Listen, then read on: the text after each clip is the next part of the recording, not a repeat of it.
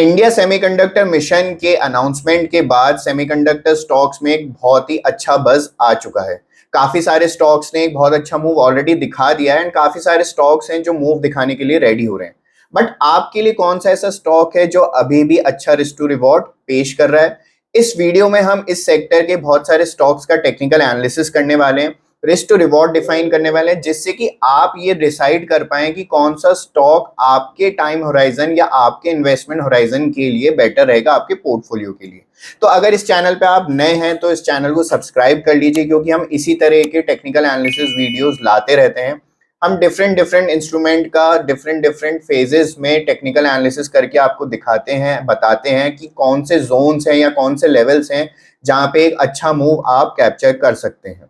इस स्टॉक में हम सारे ही स्टॉक्स जो इस सेक्टर के हैं सेमीकंडक्टर से रिलेटेड, उनका टेक्निकल एनालिसिस करने वाले हैं, रिस्क टू रिवॉर्ड डिफाइन करने वाले हैं एंड एक अच्छा लेवल आपके सामने डिफाइन करके देने वाले हैं, जिससे कि आप अपना इन्वेस्टमेंट होराइजन डिसाइड कर पाएं।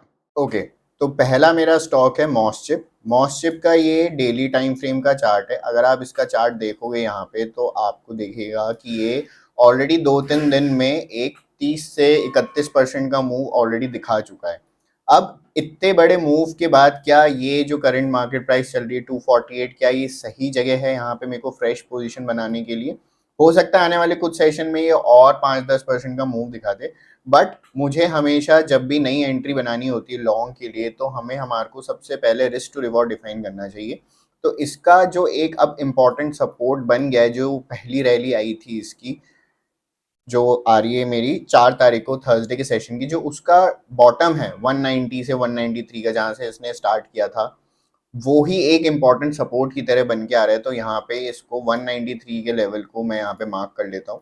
आप भी अपने अपने चार्ट्स पे मार्क कर सकते हैं। 193 का जो ये लेवल है, ये इसके लिए एक इम्पॉर्टेंट सपोर्ट की तरह ऐड करेगा अब आने वाले ट्रेंड को कंटिन्यू करने के लिए। अब यहाँ पे जब हम बात करें ट्रेंड को कंटिन्यू करने के लिए, अगर इसको और नए हाइज बनाने, इस सेमीकंडक्टर की थीम में जो एक नया रेवोल्यूशन आया है उसको राइड करना है स्टॉक को और यहाँ से अच्छे मूव दिखाने हैं, तो जब भी कोई डिप आए तो 193 रिस्पेक्ट होनी चाहिए।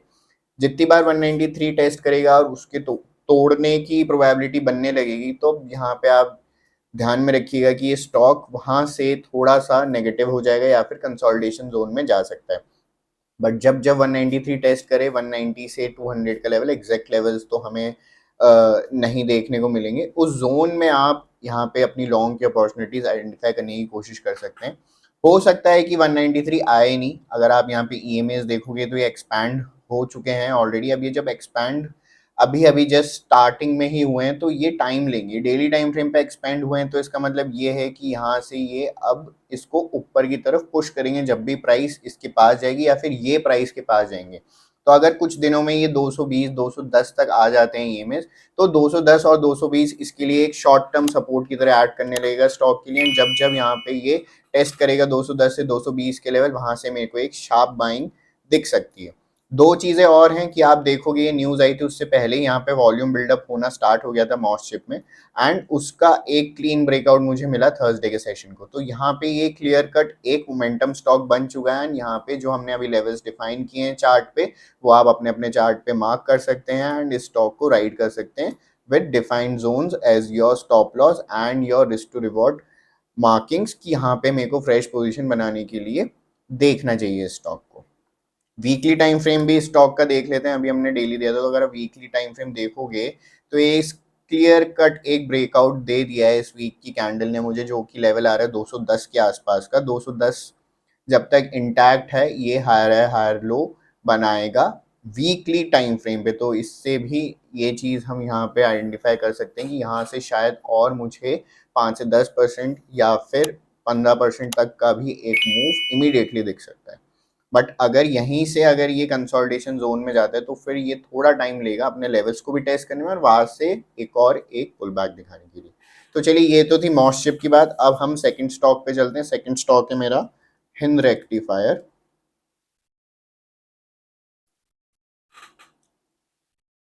ओके, हिंद रेक्टिफायर्स का अगर आप चार्ट देखोगे तो ये वीकली टाइम फ्रेम पे इसने एक अच्छे मूव के बाद एक करेक्शन दिखाया था एंड वो करेक्शन शायद इमीडिएटली इस न्यूज़ के नीजक रिएक्शन की वजह से एक स्ट्रेंथ की कैंडल में कन्वर्ट हो गया है। एंड अगर आप एक और चीज़ नोटिस करोगे तो जिस तरह से पैटर्न बना था मॉस चिप में एक बड़ी कैंडल के आसपास के जोन का ही सपोर्ट था, ये हिंद रेक्टिफायर ने भी वहीं से एक सपोर्ट लिया जो कि लेवल आ रहा है 1480 के आसपास का। 1480 जब तक इंटैक्ट है अब इस स्टॉक के लिए, तो ये जो इसने लास्ट हाई क्रिएट किया था अपना 1800 के आसपास का, वो ये टेस्ट कर सकता है आने वाले कुछ सेशंस में। तो हिंड रेक्टिफायर्स के लिए आपको स्टॉप लॉस थोड़ा सा शार्प रखना पड़ेगा पास का ही, जो कि आ रहा है मेरा 1350 के आसपास का। क्यों? क्योंकि यहीं से डिमांड स्टार्ट हुई थी। अगर ये डिमांड को गिव अप कर देता है तो फिर से ये करेक्शन को अपना कंटिन्यू कर सकता है या फिर ये कंसोलिडेशन जोन में जा सकता है। इसके साथ साथ मंथली टाइम फ्रेम भी देखें तो मंथली टाइम फ्रेम की जो लास्ट कैंडल बनी थी वो नेगेटिव बनी थी। ये एक black cloud kind of candle थी जिसका अब ये नेगेशन करने जा रही है ये वाली कैंडल। एंड ऑब्वियसली जब हमारा सेंटीमेंट पॉजिटिव हो गया विद न्यूज फ्लो तो ये एक अटेम्प्ट कर सकता है वापस से अपने हाई को निकालने के लिए। एंड स्ट्रेंथ इसमें कब बनेगी? स्ट्रेंथ और मोमेंटम जोन में तब चला जाएगा स्टॉक जब ये 1850 के ऊपर मुझे ये कंटिन्यूस क्लोजिंग देने लगेगा आने वाले कुछ सेशन में। ध्यान रखिए ये मंथली चार्ट है। वीकली टाइम फ्रेम हमने ऑलरेडी डिस्कस किया कि वीकली क्लोजिंग मेरे को यहाँ मिली है 1670 से 80 के बीच में। तो यहीं से अगर ये मोमेंटम कंटिन्यू करना है तो आपकी एंट्री अगर ये रहती है तो इस वीक का लो ही आपके लिए स्टॉप लॉस रहेगा 1480 के आसपास। वीडियो के बीच में अगेन मैं एक रिमाइंड कर देता हूँ, किसी भी तरह का बाय सेल रिकमेंडेशन नहीं है। हम बस चार्ट्स पे रिस्क टू रिवॉर्ड डिफाइन कर रहे हैं, लेवल्स मार्क कर रहे हैं ताकि आपको ये लेवल्स जब भी अपने चार्ट्स पे दिखें आप एक डिसीजन मेकिंग जोन में जा सके। बट बाय सेल का रिकमेंडेशन आपको जब भी करना हो अपने फाइनेंशियल एडवाइजर से कंसल्ट जरूर कीजिए। तो चलिए हिंद रेक्टिफायर्स हो गया। अब हम थर्ड स्टॉक पे चलते हैं जिसका नाम है RIR power electronics. Okay, RIR power electronics ने भी कंसोलिडेशन जोन से एक ब्रेकआउट देने का अटेम्प्ट किया है इस वीक की कैंडल के साथ। एंड रीज़न सबको फंडामेंटली पता ही है कि इंडिया सेमीकंडक्टर मिशन के अनाउंसमेंट के बाद सारे ही स्टॉक्स जो इस सेक्टर में काम करते हैं उन्होंने एक bullish move and bullish attempt दिखाया है कि जो भी वो रेंजेस में चल रहे थे उसको वो पार करके एक मोमेंटम जोन में एंटर कर सकें। अब ये यहाँ पे दो चीज़ें हमने मार्क की हैं, एक हॉरिजॉन्टल सपोर्ट और एक ये trend line resistance. Trend line resistance के आसपास ही स्टॉक की क्लोजिंग मुझे मिली है एंड जो इसका ब्रेकआउट जोन आ रहा है वो 272 से 275 के बीच में आ रहा है। अब नेक्स्ट वीक अगर ये इसको पार करता है तो मोमेंटम मेरा कंटिन्यू हो सकता है for the levels of 310, 311 and 338 तक ये मूव दिखा सकता है। एंड यहाँ पे इसका रिस्क भी पास में ही है, 230 रुपये का एक हार्ड स्टॉप मैं यहाँ पे कंसिडर कर सकता हूँ क्योंकि यहीं से जो रैली स्टार्ट हुई थी वॉल्यूम्स अभी बिल्डअप हो रही हैं। तो जब नेक्स्ट कैंडल बनेगी तो ये शार्प वॉल्यूम्स के साथ बन सकती है एंड वो हो सकता है कि एक ही कैंडल इसको 300 से 350 एंड इवन 400 तक के लेवल के लिए पुश करे। तो ये स्टॉक आप अपनी वॉच लिस्ट में ऐड कीजिए फॉर प्राइस एक्शन बिहेवियर। यहाँ पे एक अच्छा प्राइस एक्शन बनता हुआ मुझे दिख सकता है आने वाले कुछ सेशंस में। मॉसशिप एंड हिंद रेक्टिफायर्स में दो डिफरेंस हैं।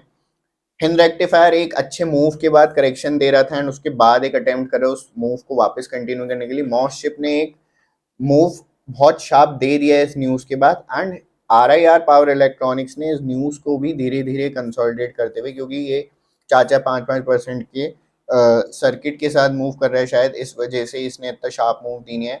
बट अगर यहाँ पे आपको ओपनिंग में ये ट्रेड होता हुआ दिखता है तो आप इन जोन्स का ध्यान रख सकते हैं। सर्किट स्टॉक्स में एक चीज़ प्रॉब्लम रहती है कि वहाँ पे मैं ट्रेड नहीं कर पाता हूँ, सर्किट टू सर्किट ही मुझे चलना होता है। तो यहाँ पे अपनी पोजीशन साइज उस हिसाब से आप मेंटेन करके चलें क्योंकि सर्किट स्टॉक है तो आपको लिक्विडिटी का क्रंच देखने को मिल सकता है।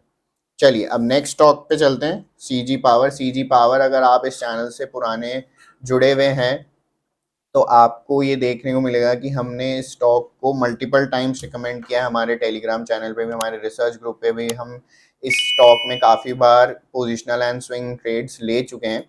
अब अगर इस वीकली टाइम फ्रेम के पैटर्न को मैं समझूं CG पावर के, तो करंट मार्केट प्राइस मेरा चल रहा है 736 के आसपास का। अब 736 जो इसका लेवल है, ये लेवल आ रहा है अपने रेजिस्टेंस जोन के ऊपर जो ये इतने टाइम से निकाल नहीं पा रहा था एंड 720 से ये बार बार एक रिजेक्शन ले रहा था। अब इसने उस जोन को निकाल लिया है। तो अब यहाँ पे मेरे लिए जो एक लीनियर मूव अगर यहाँ से पैन आउट होता है तो मेरे नेक्स्ट टारगेट्स आ रहे हैं स्टॉक के लिए 750 770 एंड देन 812। ये स्विंग टारगेट्स हैं, 812 के ऊपर क्लोजिंग मिलती है तो मुझे 850 एंड 860 की भी लेवल्स सीजी पावर दिखा सकता है। तो सीजी पावर भी एक अच्छा स्टॉक है, फंडामेंटली ये काफ़ी टाइम से हायर है, हायर लो के फॉर्मेशन में ही है। अगर मैं इसका मंथली टाइम फ्रेम का चार्ट आपको दिखाऊंगा तो आपको दिखेगा कि इसने एक बहुत ही अच्छा मूव दिया है ऑलरेडी, एंड उसके बाद थोड़ा सा कंसोलिडेशन एंड करेक्शन दिखाया था एंड वापस से अटेम्प्ट कर रहे हैं स्ट्रेंथ जोन में जाने के लिए। एंड 820 के ऊपर अगर इसको क्लोजिंग मिलने लगेगी तो मोमेंटम वापस कंटिन्यू होगा। एक शार्प मूव मुझे मिल सकता है 850 से 900 तक के लेवल्स का, एंड इवन 900 के ऊपर मुझे 1000-1100 तक के लेवल्स दिखा सकता है। तो सीजी पावर भी आप अपनी वॉच लिस्ट में ऐड कर सकते हैं। नेक्स्ट स्टॉक मेरा है सहस्रा इलेक्ट्रॉनिक्स। अब ये जो चार्ट है सहस्रा इलेक्ट्रॉनिक सॉल्यूशंस का, ये बहुत इंटरेस्टिंग चार्ट है। अब जब ये ऐसे चार्ट्स बनते हैं जहाँ पे एक अच्छे खासे करेक्शन के बाद एक कैंडल अटेम्प्ट कर रही होती है अपने प्रीवियस कैंडल्स के सप्लाई को कैप्चर करने का, वो स्टॉक्स एक अच्छे risk to reward pan out कर रहे होते हैं हमारे लिए आने वाले कुछ टाइम के लिए। बट ये पैटर्न का फर्स्ट सिग्नल बना है यहाँ पे कि इस कैंडल ने फर्स्ट अटेम्प्ट लिया है। तो एक चीज आप ध्यान रखिए, कोई भी पैटर्न एक या दो कैंडल से ही नहीं पूरा ब्रेक हो जाता है। उस कैंडल के बनने का, उस पैटर्न के बनने के लिए मल्टीपल कैंडल्स लगती हैं। तो ये वीक मंथली टाइम फ्रेम का चार्ट है। मंथली टाइम फ्रेम का अभी चार्ट वो भी सितंबर मंथ का भी स्टार्ट हुआ है, सितंबर मंथ में भी अभी 5 से 6 सेशन ही हुए हैं, एक वीक ही कंप्लीट हुआ है। तो ये अगर अभी यहाँ पे क्लोजिंग मुझे इस मंथ एंड की इसी जोन के आसपास मिलती तो वो फर्स्ट साइन होगा कि ये स्टॉक थोड़ा सा स्ट्रेंथ दिखा रहा है। वीकली टाइम फ्रेम पे न्यूज़ की वजह से इसने प्रीवियस सारे वीक्स के मूवमेंट को कैप्चर कर लिया है एंड एक बुलिश सिग्नल दिया है। वॉल्यूम्स कुछ खास नहीं है, बट जो प्रीवियस वॉल्यूम्स चल रही थी स्टॉक की उससे बेहतर हो गई हैं। डेली टाइम फ्रेम पे अगर मैं देखूं तो अब जो मेरा अपर रीजन में सपोर्ट शिफ्ट हुआ है वो बन गया है मेरा 250 से 260 के लेवल्स का। अब अगर इस स्टॉक को ऊपर जाना है तो 250 से 260 का लेवल होल्ड होना बहुत जरूरी है, क्योंकि अगर 250 से 260 के लेवल को एक गव अप करेगा तो वापस से कंसोलिडेशन जोन में चला जाएगा और वापस से जो ये लो बनाना इसका कंटिन्यू हुआ था वो वापस नए लोस को ये टेस्ट कर सकता है। तो अब 250 से 260 का लेवल जब भी आपको सहस्रा इलेक्ट्रॉनिक सॉल्यूशंस में दिखे एंड वहां से वापस प्राइस रुक के पुल बैक दिखाने की कोशिश करे तो वहां पे आप लॉन्ग की अपॉर्चुनिटीज आइडेंटिफाई कर सकते हैं। ओवरऑल यहाँ पे रिस्क टू रिवॉर्ड काफ़ी अच्छा है।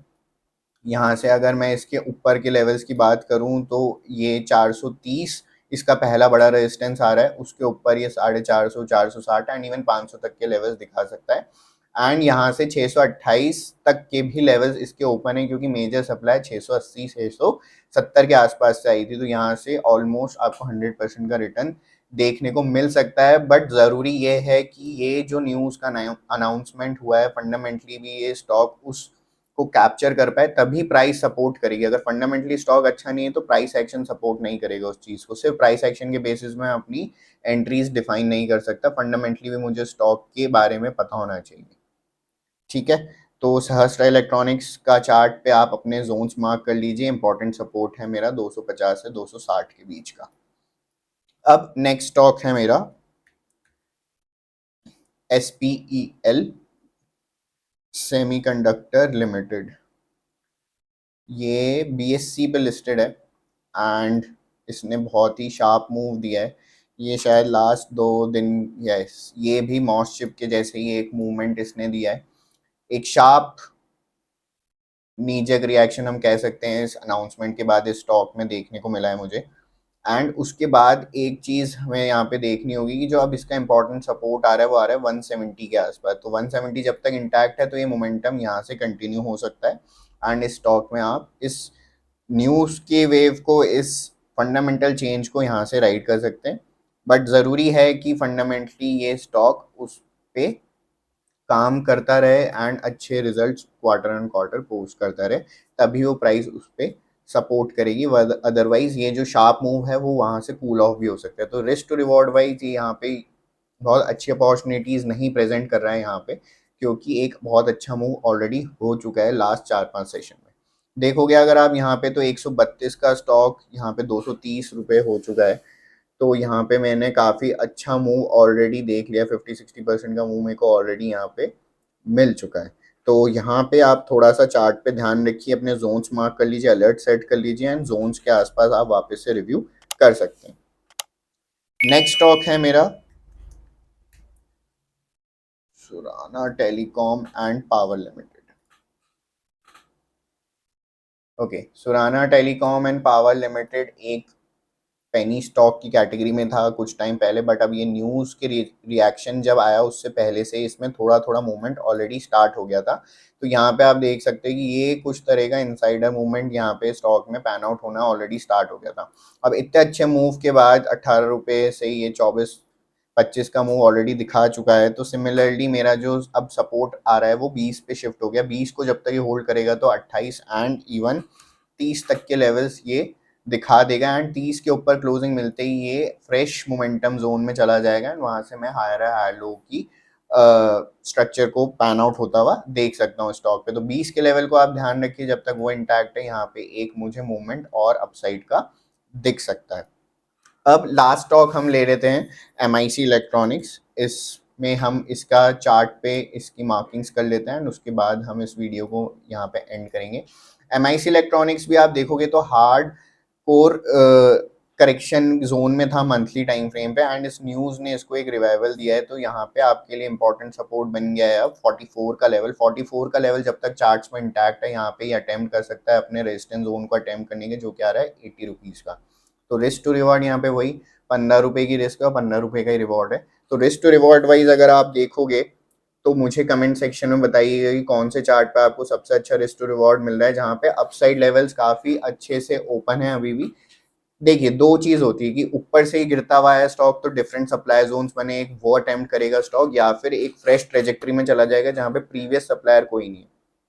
तो हमेशा जहाँ पे प्रीवियस सप्लायर्स को वो नेगेट करता हुआ जाता है तो एक वो स्टेडी मूव देता है स्टॉक, हमारे को राइड करने के लिए ईजी होता है।